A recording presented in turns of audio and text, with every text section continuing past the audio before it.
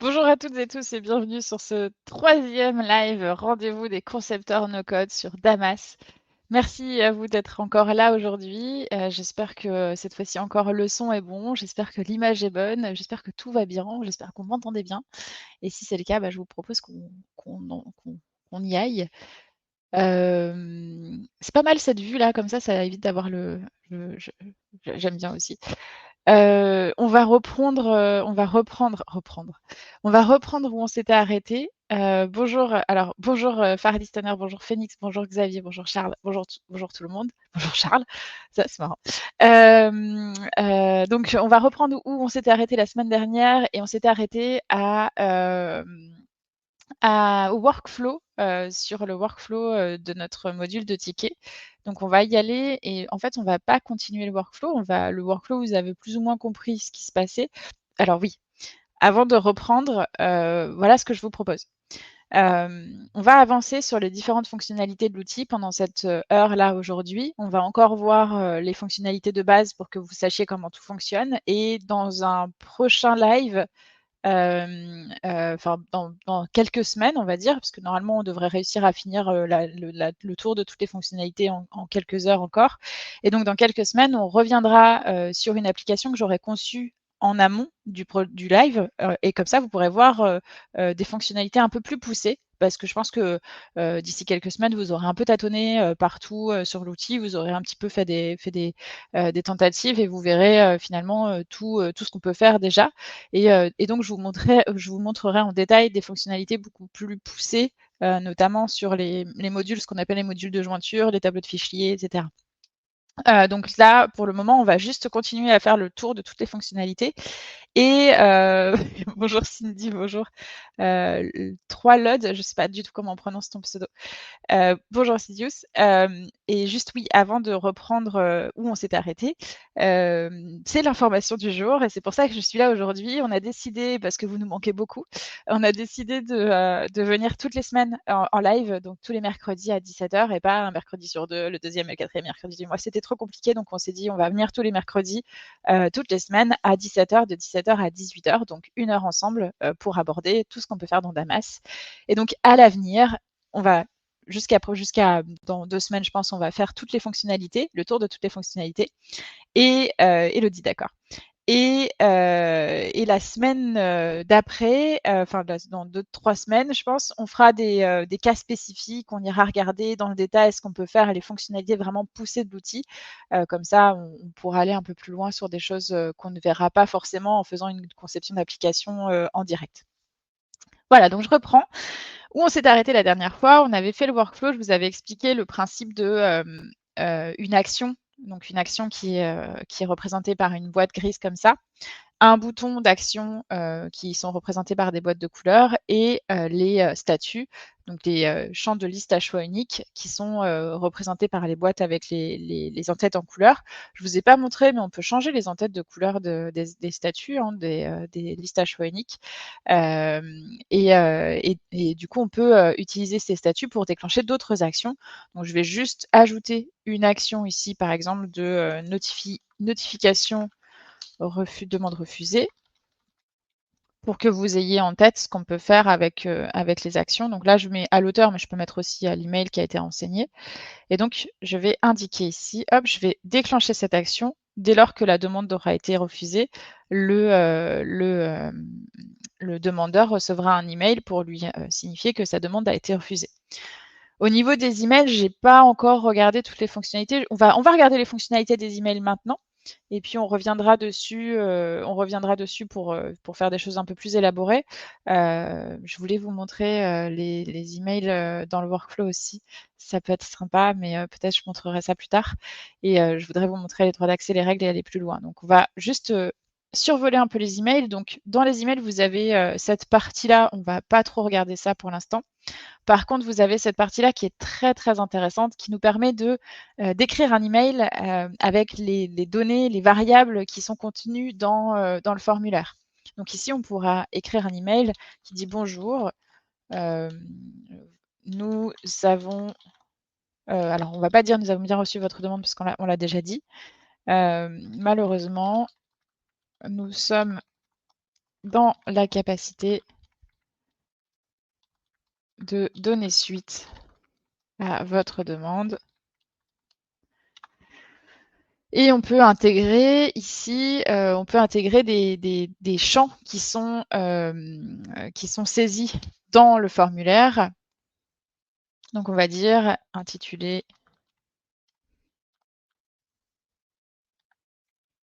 voilà comme ça. Donc on peut intégrer tous les champs, hein, possibles du formulaire, ou presque tous les champs. Il y a des champs qu'on va pas intégrer dans les emails bien sûr, mais on va pouvoir intégrer, quasiment tous les champs, du formulaire dans le contenu de l'email pour pouvoir répondre à, nos utilisateurs et pour pouvoir, déclencher des envois, dans les différentes directions. Donc votre demande, et là on peut même mettre dans le libellé de l'email, dans l'objet de l'email, heu, a été refusée. On peut mettre aussi les intitulés, les champs qu'on a mis dans le formulaire. Voilà. Ça, c'est ce qu'on peut faire au niveau de l'email. Je ne vais pas aller plus loin sur ça parce que vous avez compris le principe. Par contre, je vais vous montrer les autres fonctionnalités. On a la possibilité ici de mettre un lien vers la fiche dans l'email qui est envoyé pour que l'utilisateur puisse accéder directement à la fiche sur Damas en cliquant sur le lien. C'est très pratique, mais parfois c'est pas forcément utile si, par exemple, dans le cas qui nous intéresse ici, vous vous souvenez, on avait fait un formulaire, je vous avais dit: «On va faire un ajout anonyme». Ça veut dire que l'utilisateur qui va créer une fiche ne va pas forcément avoir de compte sur Damas. Donc on va peut-être pas forcément avoir, l'utilité de ce lien vers la fiche. On va peut-être avoir envie de le retirer, au contraire, pour que l'utilisateur ne puisse pas se connecter ou ne soit pas tenté de se connecter sur Damas. On pourrait, hein, le vouloir, mais là, en l'occurrence, dans le cas qui nous intéresse ici, on va dire que la demande, elle est refusée. On va pas demander à l'utilisateur de venir sur la fiche pour consulter la demande. De toute façon, à la base, on n'a pas demandé à l'utilisateur de se connecter sur l'outil. On peut aussi attacher des fichiers à notre email envoyé. Donc tous les fichiers qui sont déjà dans l'outil, dans le formulaire, on va pouvoir les attacher directement à notre email. Là, ici, bon, c'est le demandeur, hein, qui a mis, les fichiers, les images, les fichiers qu'il a joints, à la demande, donc on va pas on ne va pas l'utiliser, mais on pourrait avoir besoin d'envoyer des fichiers en pièces jointes, dans la limite, bien sûr, de la capacité des boîtes mail. Donc c'est là où, la taille des fichiers est importante parce que si on ne limite pas la taille des fichiers, on risque de surcharger les boîtes mail et il faut savoir que les boîtes mail ne peuvent pas recevoir, enfin, il y a beaucoup de boîtes mail qui limitent la taille des mails reçus, la plupart, même peut-être toutes, et donc on ne peut pas forcément envoyer des fichiers super lourds. Donc si par exemple vous avez permis des fichiers très, très lourds, comme par exemple un film sur, une fiche et que vous voulez envoyer ce fichier par email, vous risquez d'être bloqué. L'email ne sera jamais reçu par votre interlocuteur. Donc c'est un peu dommage. Ici, on a les invitations à attacher. Donc ça fonctionne qu'avec des champs de type événement. Les champs de type événement, j'y reviendrai, dans un second temps, dans un autre live. C'est des champs qui vont nous permettre d'avoir la date de début, la date de fin, potentiellement l'heure de début, l'heure de fin. Et donc, avec ces champs-là, on va pouvoir joindre une invitation à notre email. Ça va pas, ça va l'inscrire automatiquement dans l'agenda de l'utilisateur. Ça va pas dire, que l'utilisateur participe, mais ça va juste suggérer que cette invitation soit indiquée dans l'agenda et proposer à l'utilisateur de dire oui ou non. Alors après, on ne reçoit pas la réponse, hein, malheureusement, sur Damas, mais on peut au moins envoyer l'invitation, ce qui est déjà, un bon début. Et puis, la dernière fonctionnalité qu'on voit ici, c'est le workflow avec l'email. Il y a une autre fonctionnalité qui est, que je ne vois pas ici, et je pense que je vais la retrouver plus tard, qui, nous permet de relancer les emails. Oui, c'est une fonctionnalité qui est juste liée aux tâches. Si j'ai une tâche ici, je peux paramétrer des relances. Si j'ai pas de tâche, je peux pas paramétrer des relances, donc sur des simples notifications, je ne peux pas relancer les notifications. Mais donc là, le workflow avec l'email va nous permettre de déclencher un workflow en fonction de la réponse de l'utilisateur qu'on a contacté. Donc on va envoyer un email, on va lui demander de nous répondre et l'utilisateur, en répondant, va faire avancer le workflow pour qu'on sache qu'il a répondu. Donc là, comme c'est une notification de demande refusée, on ne va pas demander à l'utilisateur de répondre, mais si on avait besoin d'informations complémentaires, on pourrait utiliser cette fonctionnalité-là. Effectivement. Mais je pense que, enfin, je vais pas le faire là, mais je pense qu'on aura l'occasion de le faire à d'autres reprises, à d'autres occasions. On aura l'occasion de le faire à d'autres moments, dans d'autres lives. Voilà, donc ça, c'est toutes les fonctionnalités des notifications. Et donc, je vous disais, pour les tâches à réaliser, si c'était une tâche à réaliser, ici, on aurait le paramétrage des relances qui nous permet de renvoyer un email tous les temps de jour avec un maximum de temps de relance. Donc on peut paramétrer des relances, tous les 3 jours, tous les 5 jours, avec un maximum de 5, 10, relances, si on veut, tous les jours avec un maximum de 365 relances pour recevoir un mail tous les jours, jusqu'à ce que l'action soit terminée. Donc si l'action est en cours, si l'action est déclenchée et qu'elle ne s'arrête pas, si vous déclenchez des relances, pendant, 365 jours, vous aurez, 365 relances qui seront envoyées. Par contre, dès le moment où l'action est arrêtée, parce que le statut de déclenchement de l'action a changé, à partir de ce moment-là, la relance s'arrête. Vous n'avez plus de relance. Ça ne sert à rien de relancer si la tâche est arrêtée. Là, on est sur une notification, donc on n'a clairement pas besoin de relance, on a juste besoin de notifier la personne. On peut dire que toutes les personnes peuvent se voir dans les destinataires de l'email reçu, mais ça, je l'ai déjà dit, permet de mettre tout le monde en copie. Et puis enregistrer les statistiques de cette action, on ne va pas le faire sur cette action-là. Et donc voilà, là, on a une notification de demande refusée qui va se déclencher et on va pouvoir faire ça sur tout le workflow. On va pouvoir avoir des nouvelles actions qui se déclenchent. Je ne vais pas aller plus loin sur le workflow aujourd'hui parce que globalement, je pense que j'ai bien expliqué tout ça lors de la dernière séance. Je vous ai un peu fait la base du workflow. On aura l'occasion de revenir sur des workflows plus tard et je vous expliquerai comment ils fonctionnent. Mais je ne pense pas que ce soit bien utile de travailler sur un workflow ici en direct. Je pense que ce sera plus utile de vous montrer un workflow plus tard. Donc par contre, ce que je voudrais vous montrer aujourd'hui, c'est les droits d'accès. Alors, est-ce que cette réponse est un clic sur un bouton? Alors non. Mais c'est une bonne question, Elodie. Il y a une possibilité aussi. Alors, quand on a des boutons d'action, ici par exemple, on a la possibilité dans l'email d'ajouter les boutons d'action. Donc ici, je pourrais dire que le bouton affecter la demande ou refuser la demande, parce que c'est plus utile pour le coup, je pourrais dire que le bouton refuser la demande est inclus dans l'email. Donc là, ce qui va se passer, c'est que la personne qui va recevoir l'email va pouvoir cliquer sur le bouton «Refuser la demande» pour la refuser directement depuis l'email. Si j'avais mis le bouton «Affecter la demande», il aurait fallu que j'affecte à quelqu'un et du coup dans l'email, c'est pas forcément pertinent. Donc c'est vraiment l'usage des boutons dans l'email, il faut vraiment que, ce soit, comment dire? Il faut vraiment que l'utilisation des boutons soit vraiment, il faut que ce soit pertinent. Il faut qu'il y ait, une réelle nécessité, un réel besoin et surtout il ne faut pas qu'il y ait de besoin de remplir d'autres informations pour que, le formulaire soit complet. Là, par exemple, le bouton affecter la demande, je ne vais pas le mettre dans le corps de mon email. Je ne vais pas demander à l'utilisateur de cliquer directement depuis l'email sur le bouton parce que, il faut qu'il affecte la demande, donc il faut qu'il sélectionne quelqu'un avant. Si j'avais, par exemple, aussi le demander des précisions, c'est pareil, je ne vais pas le mettre dans l'email parce qu'il faut qu'il écrive un message pour demander une précision. Donc je ne vais pas mettre ce bouton-là dans le corps de l'email.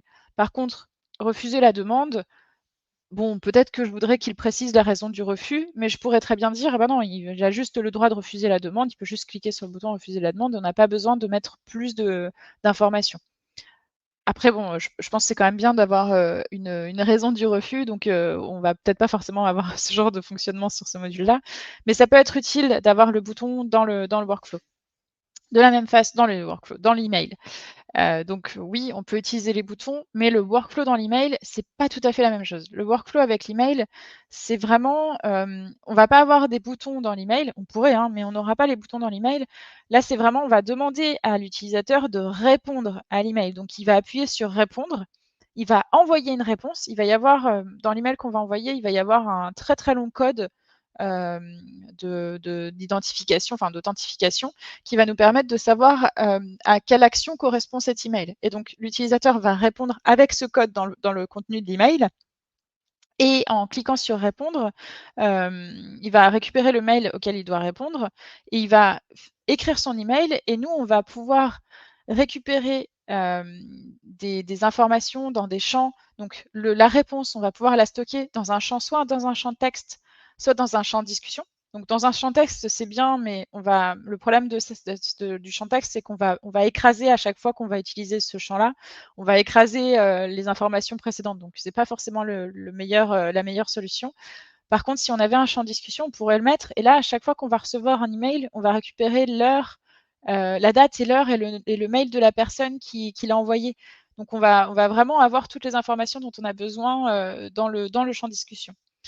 Et ensuite, on va sélectionner un champ pièce jointe pour, stocker les pièces jointes éventuelles qui auraient été envoyées dans l'email. Et enfin, on va déclencher un bouton de réponse. On va avoir un bouton qui sera dédié et on va pouvoir déclencher le bouton via l'email. Donc la personne qui va recevoir, un email via le workflow comme ça, sur lequel on aurait coché le workflow avec l'email, la personne va pouvoir juste simplement répondre sans avoir à cliquer sur un bouton ni quoi que ce soit. Elle va juste simplement répondre et c'est dans le workflow que le bouton va se cliquer tout seul, en fait. Bien sûr, on peut le faire à la fois en workflow avec l'email, donc en recevant l'email et on pourra aussi bien sûr se connecter sur Damas pour faire avancer le workflow si on a bien sûr un compte sur Damas et qu'on a accès à la fiche. Mais le workflow dans l'email, ça peut être une bonne alternative dans le cas où on ne veut pas que l'utilisateur il se connecte sur Damas, dans le cas où on ne veut pas que l'utilisateur il crée un compte sur Damas. On peut fonctionner avec un workflow dans l'email. Alors, je dis bienvenue quand même à Franck et bienvenue à Nico Sampras, parmi, les followers de No Code France. Hem et donc là, la fonctionnalité, c'était bien, le workflow dans l'email, mais vraiment, il y a aussi la possibilité d'avoir les boutons d'action dans l'email. Voilà. Ouais, ça valait le coup, ouais, je suis d'accord. Il y a 2 fonctionnalités différentes qui sont très intéressantes toutes les 2. Voilà, donc ça, c'est, pour le workflow. De toute façon, il fallait qu'on termine sur le workflow. Mais c'est bien, on récupère ce qu'on a fait la semaine dernière et on peut, du coup, enchaîner sur ce qu'on veut faire aujourd'hui. Donc là, je suis, à la 3e étape, à la 4e étape de mon formulaire. J'ai fait mon formulaire, j'ai fait mes rôles, j'ai fait mon workflow et là, j'arrive sur l'étape des droits d'accès. Donc les droits d'accès, vous voyez, j'ai une matrice assez complexe, assez complète de droits d'accès où j'ai un certain nombre d'informations. J'ai plusieurs sections qui sont délimitées par des lignes vertes ici et j'ai plusieurs informations après que je peux cocher. Donc je vais commencer par le début de la matrice des droits d'accès. Alors la matrice des droits d'accès, elle va me permettre de donner des accès différents en fonction des utilisateurs. Soit en fonction de l'email de l'utilisateur, soit en fonction du rôle de l'utilisateur, soit en fonction de beaucoup d'informations. Quoi qu'il en soit, je vais déterminer les différents types d'accès, enfin les différents, on va dire les différents accès que je veux, je vais les déterminer en fonction des rôles de mon formulaire. Donc si vous vous souvenez, la semaine dernière, on a ajouté des rôles. Il y avait le rôle tous les droits au départ, et on a ajouté le rôle collaborateur et le rôle demandeur. Et donc là, dans les droits d'accès, on retrouve ces 3 rôles ici, tous les droits, collaborateurs et demandeurs. Tous les droits, c'est le rôle qui a été créé automatiquement par l'outil. Dès lors que j'ai créé mon premier module, mon module, en fait, à chaque fois que je crée un module, je vais avoir un rôle tous les droits ici. Et dans ce rôle-là, j'aurai tous les droits qui sont cochés. Et donc, tous les droits, c'est ajouter des fiches, bien sûr. Alors, tous les rôles n'ont pas forcément la capacité d'ajouter des fiches. Là, ici, en l'occurrence, nos collaborateurs, on va dire qu'ils n'ont pas la capacité d'ajouter des fiches. Ils peuvent ajouter des fiches, mais ils ne vont pas le faire en tant que collaborateurs. Ils vont le faire en tant que demandeurs. Donc, ils le feront en ajout anonyme. Et c'est là où je vais cocher mon ajout anonyme. Donc, par contre, tous les droits, on va partir du principe que tous les droits peut ajouter des fiches, parce que ce qu'on veut, c'est que tous les droits, la personne qui va être dans le rôle tous les droits, il faut qu'il ait vraiment tous les droits possibles pour pouvoir tester le plus possible l'outil et pouvoir vérifier s'il n'y a pas des problèmes sur l'outil. Donc c'est un rôle qu'on va laisser, nous, pour l'usage de l'application. Mais là, on va pas décocher l'ajout de fiches pour tous les droits. Je me permets. Au niveau des collaborateurs, donc je disais, le collaborateur, il ne va pas ajouter une fiche en tant que collaborateur. Il le fera en tant que demandeur. Et donc, nos demandeurs, c'est ce que je vous avais dit la semaine dernière. Moi, ce que je veux, c'est que mes demandeurs ils puissent ajouter des fiches dans ce module-là sans être forcément connectés sur Damas. Et c'est là où je vais utiliser mon ajout anonyme. Je pourrais très bien décider que mes demandeurs sont tous renseignés, indiqués dans Damas, qu'ils ont tous un compte sur Damas et du coup que je les connais déjà. Mais là, aujourd'hui, dans le cadre de mon application, ce que je veux, c'est qu'ils ajoutent des fiches dans ce module-là de manière anonyme. Donc, j'ai coché ici l'ajout anonyme. Et en cochant l'ajout anonyme, je vois que, donc je décoche, je recoche, je vois il y a un lien à utiliser pour ajout anonyme qui s'inscrit ici. Et donc, j'ai un petit écran, un petit panneau qui s'affiche qui me dit que cette option permet l'ajout de fiches à un utilisateur anonyme sans avoir créé de compte. Un lien web permettra alors d'ajouter une fiche dans ce Damas sans être identifié. Vous pourrez utiliser ce lien depuis votre site web. Les droits de lecture et de modification octroyés lors de ces ajouts de fiches anonymes sont ceux définis pour le rôle auquel on accorde cette option. Et donc là, je vais cliquer sur ce lien. Je vais cliquer là, en fait, et je vois que ce lien, c'est...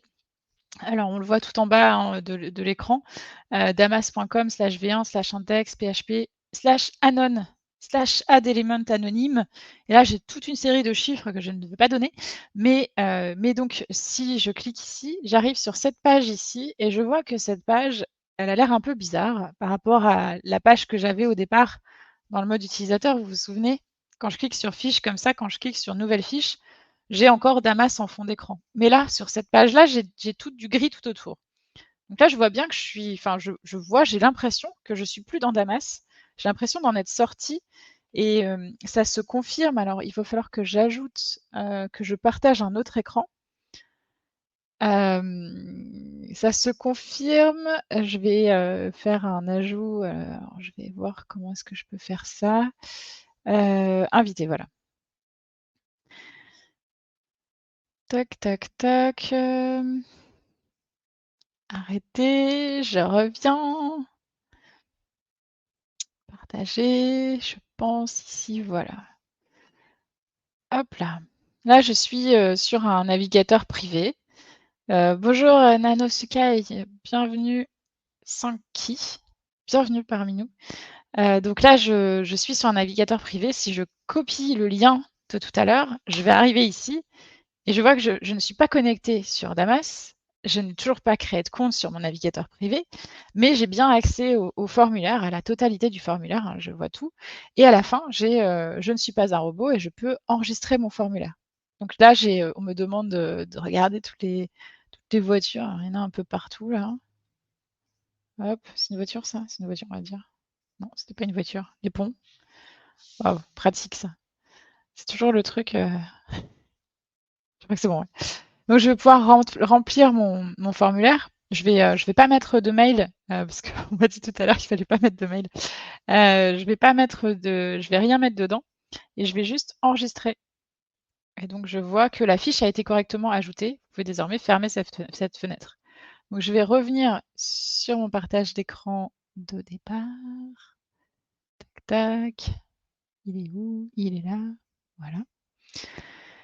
Et je vais voir dans les fiches qui sont créées. J'en ai 3 ici, je vais en avoir une 4e. Hop là, ici. J'ai absolument aucune donnée. Je ne sais pas du tout qui a créé cette fiche. Je n'ai pas rempli le champ email volontairement pour vous montrer justement, j'ai vraiment 0 donnée.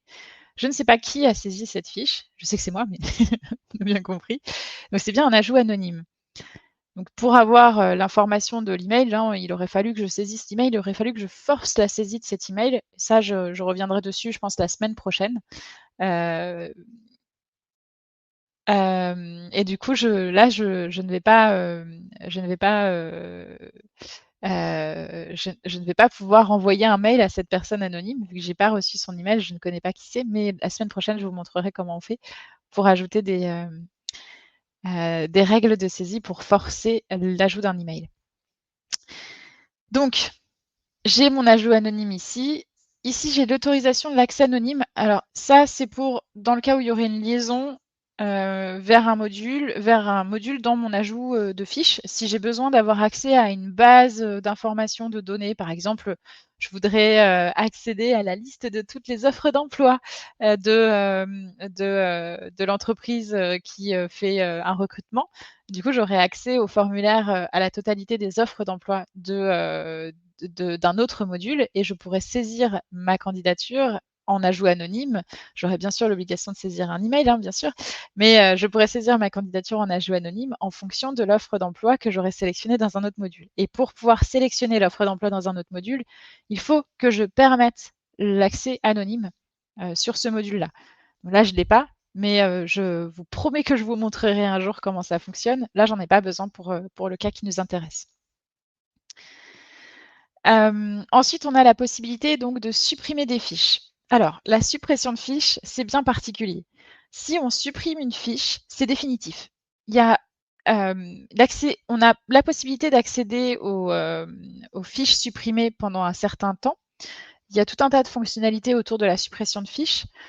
Juste ce que je souhaite d'abord, avant que vous commenciez à cliquer sur supprimer des fiches pour tous les rôles, juste ce qu'il faut savoir, c'est que si on donne la possibilité à un collaborateur, par exemple, de supprimer une fiche, si la fiche a avancé un peu et qu'elle a atteint un certain workflow, une certaine étape du workflow, si on la supprime, on perd tout. On perd la fiche, on perd le workflow, on perd le suivi, on perd les notifications, on perd tout. Enfin, les notifications qu'on a reçues, on les a toujours, mais la fiche, elle est supprimée définitivement. Donc c'est compliqué il faut mieux éviter d'utiliser cette fonctionnalité de suppression et on va la laisser vraiment que pour les administrateurs ou vraiment si on a vraiment besoin que les utilisateurs suppriment une fiche. Donc c'est la suppression de fiche, c'est vraiment un caractère définitif. Ça rame. Ah mais moi je peux rien faire là. C'est vrai. Bienvenue Brain Override. Je peux rien faire si ça rame. Ça rame de où est-ce que ça rame? Qui est-ce qui Oui, ça rame. Ah mince. Qu'est-ce qui rame? Du coup, c'est moi, je rame là. C'est la connexion qui est mauvaise? Attends, je vérifie. Non, je suis sur Ethernet en plus là. Ah, je m'en suis pas rendu compte. Ah mince. Moi, un bon retour. Je vais demander éventuellement à ma collègue. T'es toujours dessus? Et ça rame? Ok. C'est la mécanique de streaming probablement. Bah, en tout cas, nous, dans les bureaux ici, ça rame pas. On a le retour. Ça fait 2 minutes? D'accord. Ah, je suis désolée. Bon, bah, je vais continuer, j'espère que ça va aller mieux. Donc je disais, oui, au niveau de la suppression des fiches, je vais aller donc là. Si je supprime une fiche, ici, moi j'ai le droit de suppression parce que je suis dans tous les droits. Si je supprime une fiche, ici, je vais la supprimer, hop. Ça la supprime, hein, je l'ai dit, hein, ça va la supprimer définitivement. Mais je vais quand même la conserver ici au niveau de la corbeille pendant un certain temps. Ce temps, cette durée, je peux la paramétrer, la durée de conservation des fiches supprimées, je peux la paramétrer dans les options avancées ici au niveau de la corbeille de rétention des fiches supprimées. Donc là, je vais dans... En fait, on ne peut plus vraiment suivre. Ah non.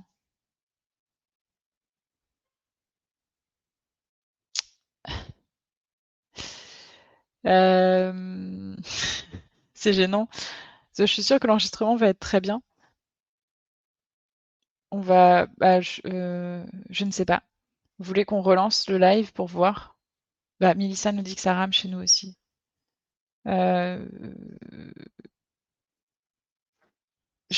Léo, je te laisse choisir.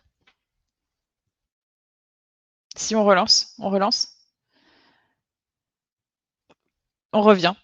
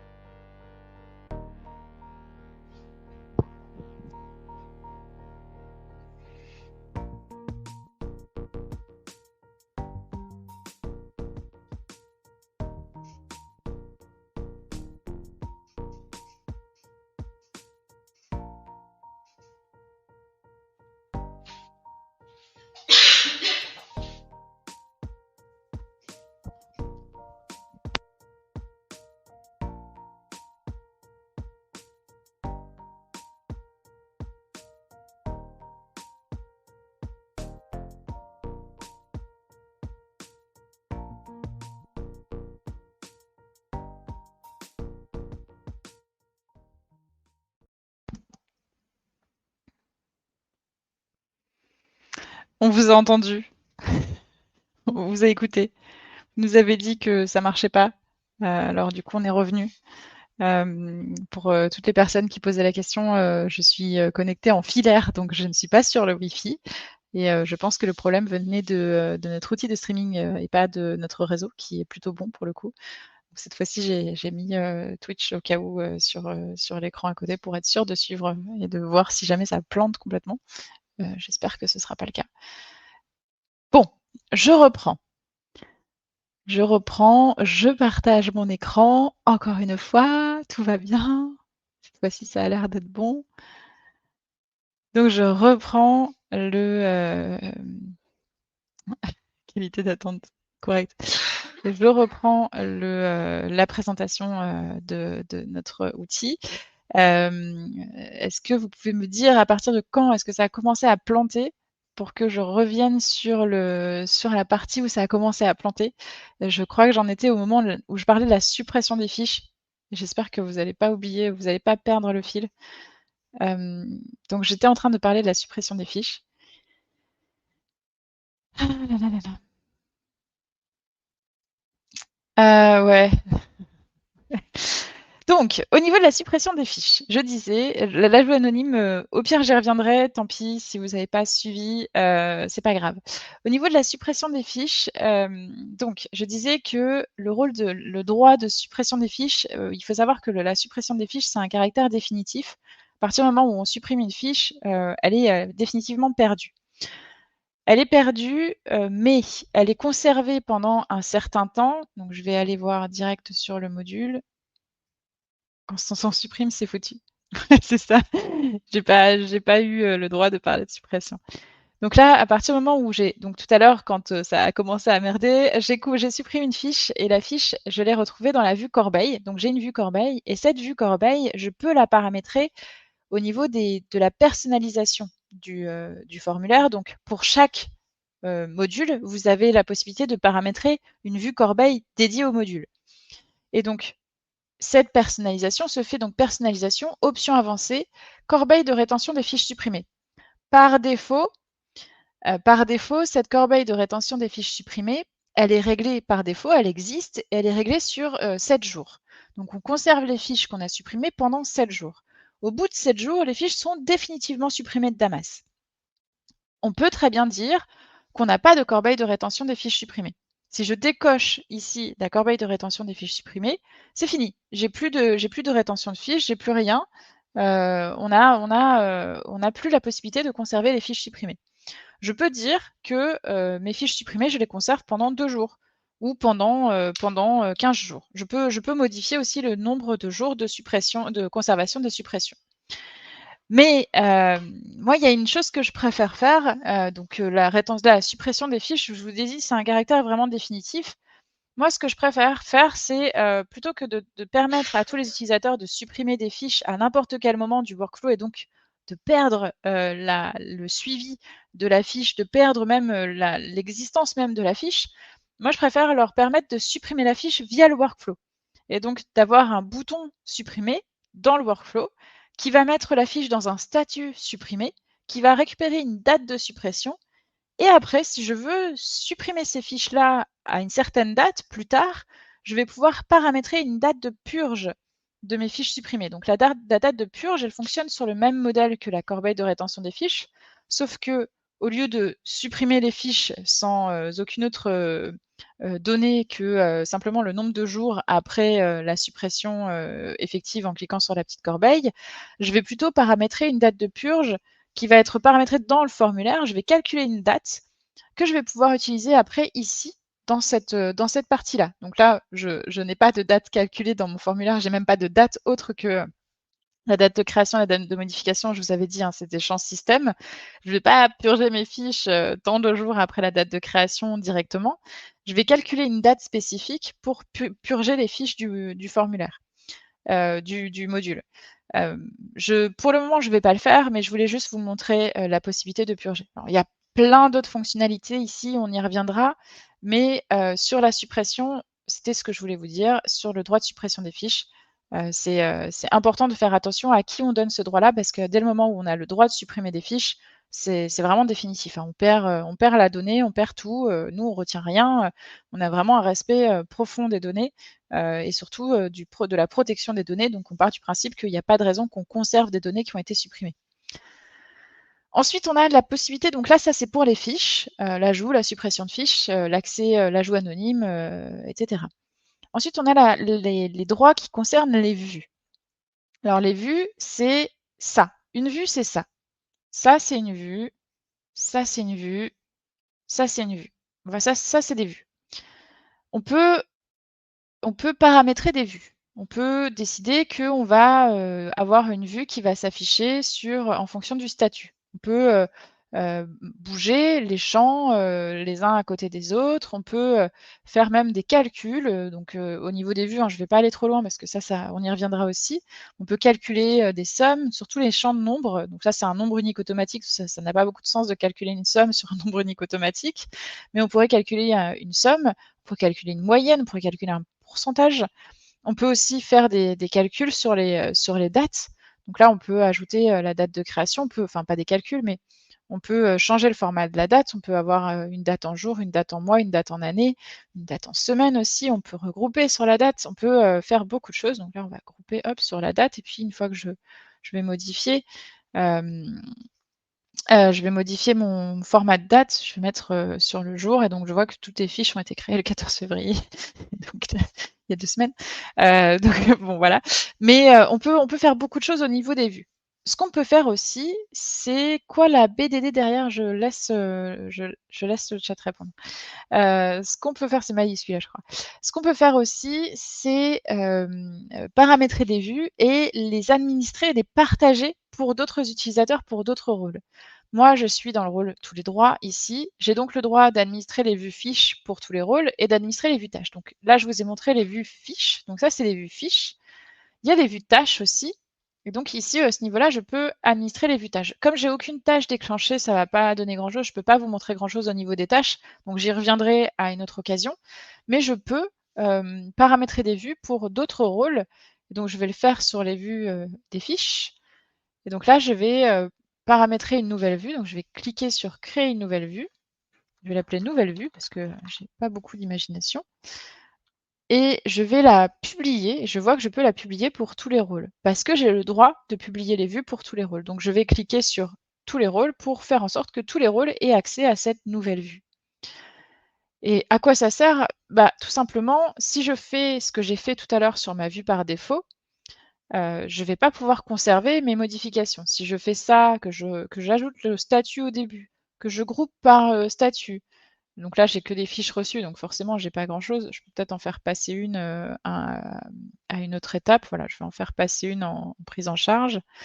Ici, j'ai des fiches qui sont regroupées par statut, donc j'ai 2 fiches reçues et une prise en charge. Cette vue par défaut, je ne peux pas l'enregistrer. Je ne peux pas l'enregistrer parce que c'est la vue par défaut. La vue par défaut, c'est les 25 premiers champs. La vue complète, c'est tous les champs. La vue corbeille, c'est les fiches supprimées. Donc ce que je dois faire, c'est créer une nouvelle vue à partir de cette vue-là. Donc moi, j'ai créé la vue nouvelle fiche, nouvelle vue, du coup. Donc je vais refaire ce que j'ai fait tout à l'heure. Je vais grouper sur un de mes champs ici. Et donc je vois que ma vue, elle est rouge avec une petite étoile. Ça veut dire qu'elle n'est pas, elle n'est pas sauvegardée. Donc là, je vais sauvegarder cette vue. Donc je vais enregistrer les modifications et je peux définir cette vue pour moi et je peux surtout la publier ou la dépublier pour un des rôles. Donc là, j'ai dépublié pour le rôle collaborateur. Je peux la republier pour le rôle collaborateur et la dépublier pour le rôle demandeur. Et je vois aussi que je peux accéder à toutes les vues ici. Donc toutes les vues qui sont paramétrées par les utilisateurs. Les utilisateurs n'auront pas tous le droit de publier des vues pour tout le monde, mais moi, j'ai le droit de publier des vues pour tout le monde ici. On peut dire que les utilisateurs ont le droit de publier des vues pour leur rôle.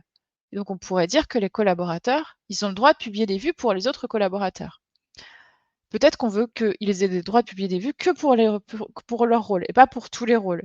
Parce qu'après, ils vont paramétrer des vues, ils vont les diffuser à tout le monde, ça va être assez complexe. Ingérable surtout. Parce qu'on a 15 000 vues, on ne sait plus où est-ce qu'on en est, voilà, ça sert à rien. Voilà, donc ça c'est pour les vues, l'administration des vues. C'est un des droits d'accès qu'on a à ce niveau-là. On peut accéder ensuite à l'onglet statistiques des tâches. Donc ça, je vous l'avais montré un peu la dernière fois. Au niveau des statistiques des tâches, c'est la petite case à cocher quand vous créez une action. Vous pouvez cocher une petite case qui permet d'enregistrer les statistiques des tâches. Donc enregistrer à quel moment la tâche s'est déclenchée, à quel moment elle s'est arrêtée, et à quel moment la personne a cliqué sur quel bouton, et etc., etc. Qui a cliqué dessus, comment, pourquoi, et tout ça. Donc ça, on peut retenir toutes ces informations et ensuite on pourra aussi gérer des vues dessus, hein. On peut, de la même manière, on peut créer des vues sur cette partie-là de statistiques des tâches. Ici, on n'est pas du tout. Alors, il y a 3 statistiques parce que j'ai fait 3 actions sur mes modules, mais c'est pas parce qu'il y a 3 fiches, hein, c'est vraiment parce que j'ai fait 3 actions sur mes modules. Si je clique sur une de mes fiches là et que je ne sais pas si j'ai la possibilité, voilà, c'est ça, et que j'affecte la demande, je vais avoir normalement, je vais avoir une 4e statistique. Non, j'en ai pas parce que je l'ai pas enregistré. J'ai pas fait de tâche à ce niveau-là. Mais je vais avoir une nouvelle statistique qui va s'enregistrer à chaque fois que j'aurai une action qui se déclenche avec la statistique des tâches indiquée. Voilà. Et donc, tout le monde n'a pas forcément besoin d'accéder aux statistiques des tâches, sachant que les statistiques des tâches, quand il y en a beaucoup, c'est très très lourd à charger. Donc, on n'a pas forcément envie que nos utilisateurs ils fassent des interrogations de notre base de données systématiquement. Ensuite, on a la possibilité d'accéder au mode admin des tableaux de bord. Donc là, c'est pour l'administration des tableaux de bord. Et donc, les tableaux de bord, c'est encore autre chose. Les tableaux de bord, ça va nous permettre d'avoir des graphiques de nos vues. Donc, on va pouvoir créer des graphiques de nos vues et on va pouvoir les paramétrer, les mettre à disposition de nos utilisateurs. Donc là, par exemple, je reviens sur ma nouvelle vue. Je vais cliquer là. Je vais sélectionner, je vais mettre plutôt un camembert. J'aime bien les camemberts. C'est parce que je suis normande, c'est pour ça. Donc, je vais mettre le nombre de fiches ici. Ouais, je vais mettre une restitution au camembert et je vais appliquer cette restitution. Là, j'ai un super joli graphique avec mes 3 fiches. Donc, ça n'a pas beaucoup de sens, hein, bien sûr. Mais c'est bien pour vous montrer le graphique. Je vais enregistrer mes modifications et maintenant, je vais aller dans mon tableau de bord. Et là, je peux voir que je peux ajouter ma nouvelle vue, ma vue graphique ici. Et donc, je vais pouvoir l'afficher dans un tableau de bord. Donc, je vais créer un nouveau tableau de bord que je vais appeler tableau de bord parce qu'encore une fois, je n'ai pas beaucoup d'imagination.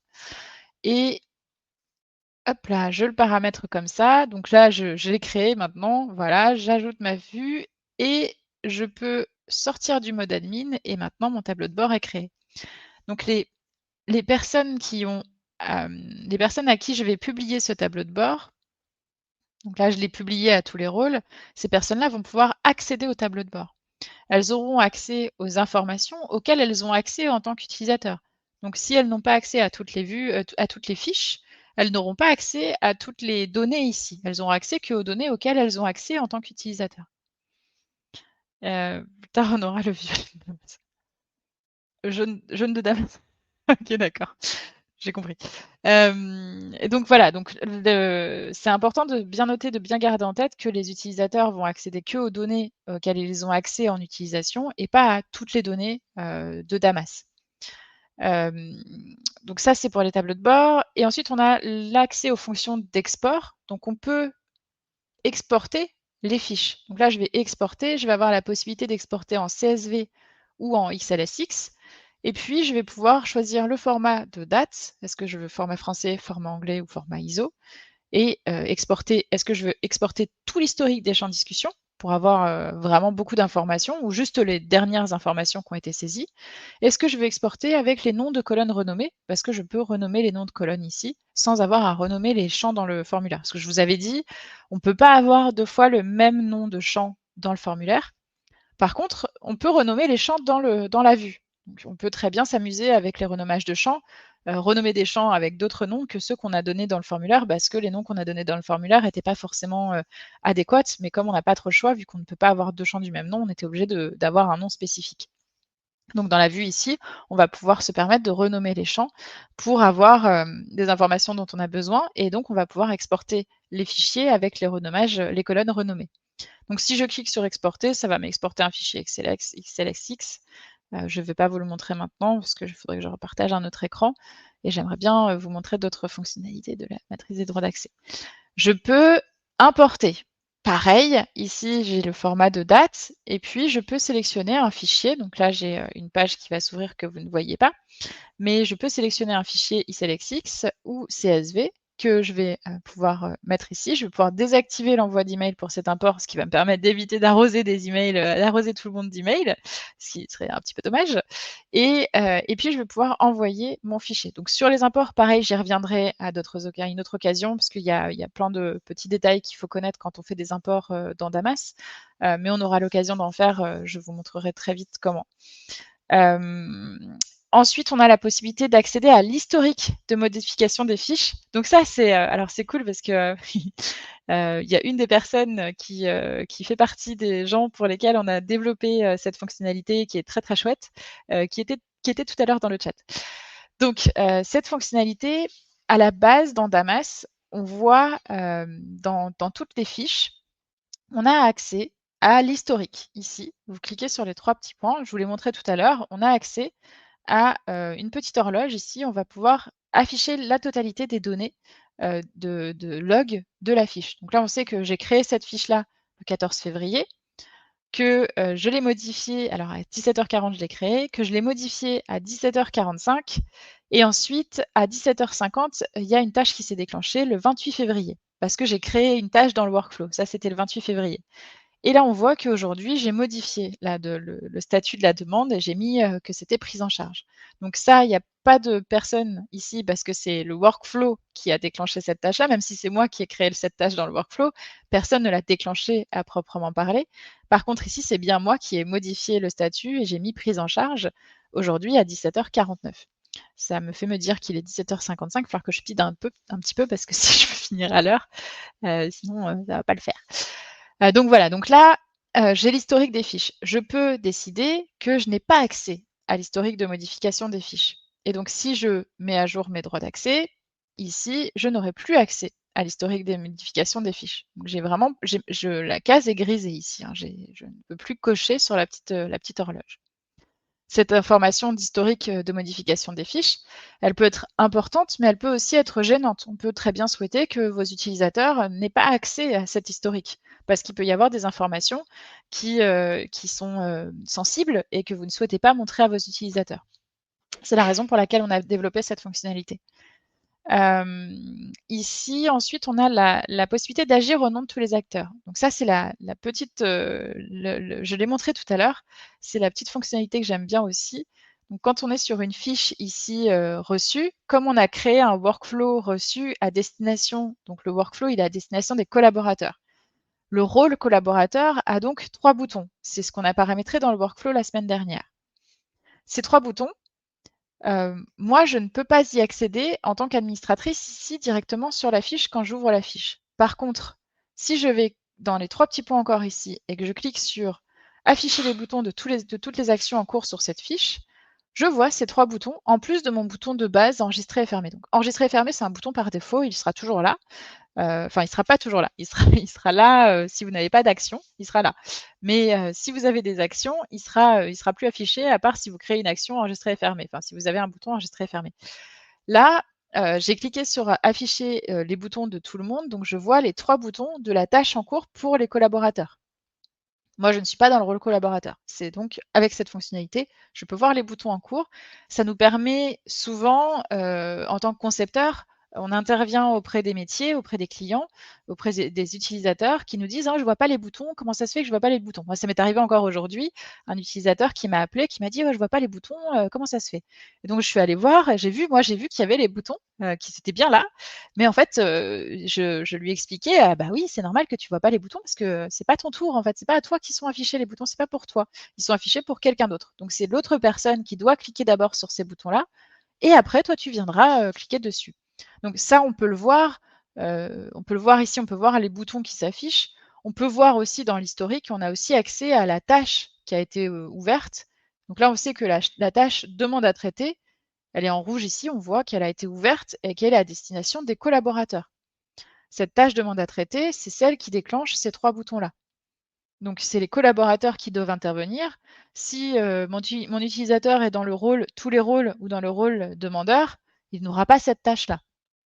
Donc c'est ça en fait, c'est cette information-là qu'on voit à la fois ici et ici avec les boutons et on sait que ces 3 boutons sont liés à cette tâche-là parce qu'on a construit le workflow, donc on se souvient de ça.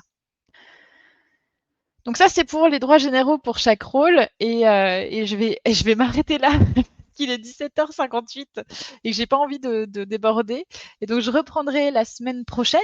Donc on se retrouve je ne sais plus. Je sais jamais, il faudrait que je sache avant. Le 13 mars à 17h pour la suite de la découverte de la matrice des droits d'accès. J'espère que vous avez apprécié ce live. Je remercie encore une fois No Code France de nous accueillir sur sa chaîne. Et je vous souhaite une excellente fin de journée, une bonne semaine et on se retrouve mercredi prochain.